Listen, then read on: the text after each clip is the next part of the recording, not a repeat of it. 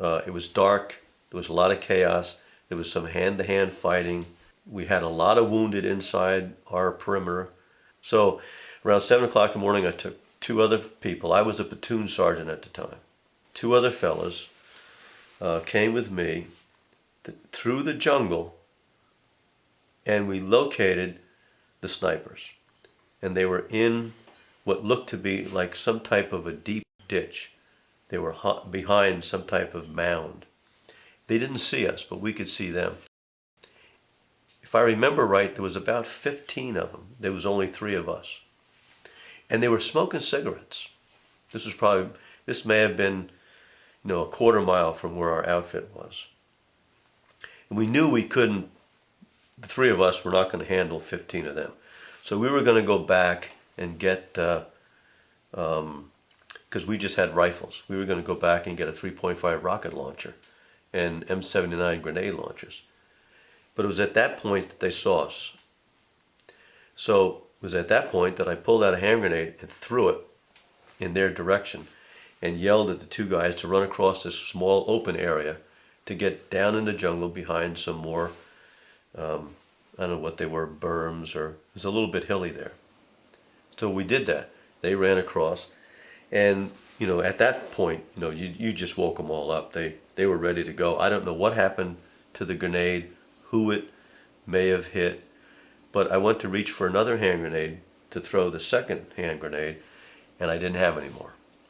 I had tossed them all a few hours earlier.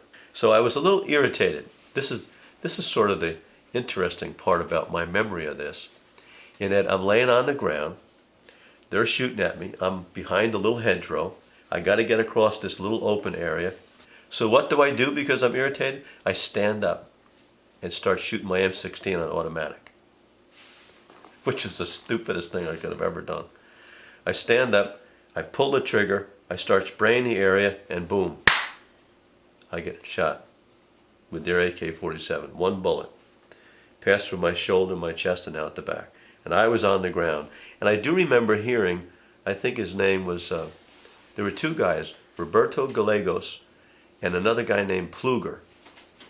And I think Pluger yelled, "Sergeant Gilchrest got shot right through the chest," because I didn't know what happened to me. And it seems like a little while later, it didn't seem very long, that the place was just crawling with Marines. So these 2 guys went back, got the other Marines. And you hear all this shooting and firing, and I didn't stay for the conclusion because 2 guys put me in a poncho and carried me back to the battalion area. And there were still other pockets of snipers shooting at the helicopters, so the helicopters didn't come in till 10 o'clock that morning. So about almost 3 hours later when they finally got the helicopters in.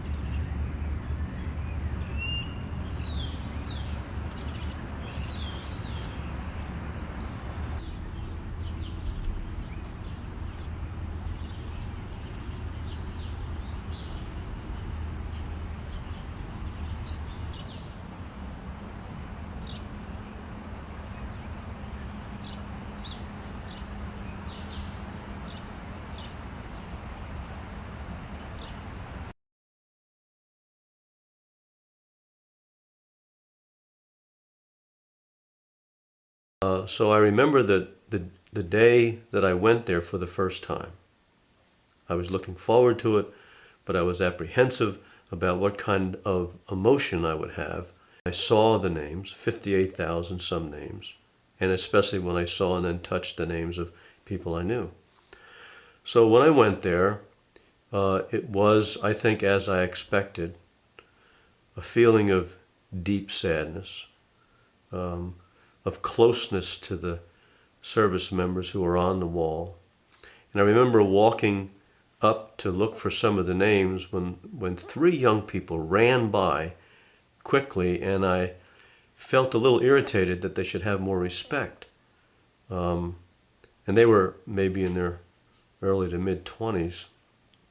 But they stopped really only a few feet from where I was standing, and they scanned the wall, ran their fingers across the names, and stopped at one.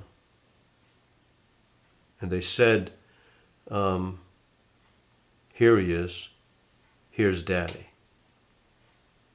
So that not only brought more emotion to my first experience at the wall, but within a minute or two, I found the names of people I knew who had died virtually right next to me on the ground in Vietnam. And so I touched their names and remembered their friendship and their youth and their smiling faces.